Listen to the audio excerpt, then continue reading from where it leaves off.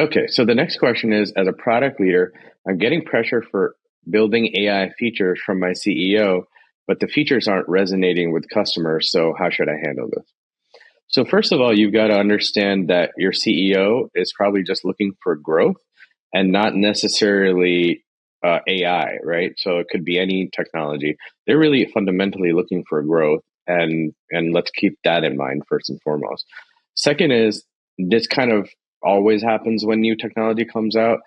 The C-suite and other folks on the business side want the new technology implemented super fast to help the company, but in actuality, as product and technology leaders, we know that it's going to take a little bit longer to actually execute on the technology and reap the benefits of it. So patience is vital. You've got to have patience, and you have to tell your ELT and CEO that they've got to have patience as well. And that might mean figuring out some kind of more clarity on kind of runway you have to prove out some of these new features. You might have to ask for more time to establish a more realistic roadmap. The third thing is that finding product market fit for any new feature, regardless of whether it's an AI feature or something else, is always very difficult or can be difficult.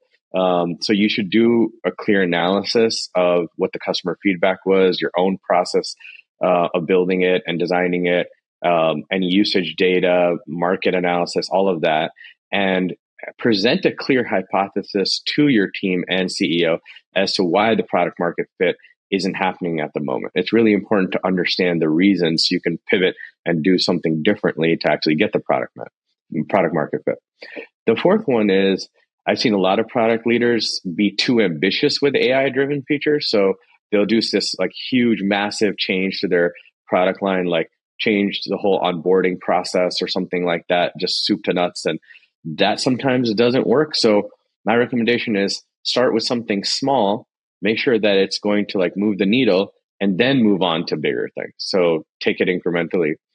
Lastly, with AI, you have to try a lot of different use cases. It's just a reality of the technology and how much we're learning about it as it constantly changes and all of that. And the same thing goes for your customers. They're constantly adapting to it as well.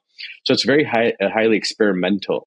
So I would go back to somewhat to the drawing board with your product team and figure out if there are other use cases you haven't tried yet, and perhaps try to make a business case around them and then try again. Okay, so I want to thank you for submitting the question. And if you want something else answered, go ahead and put it down in the comments below.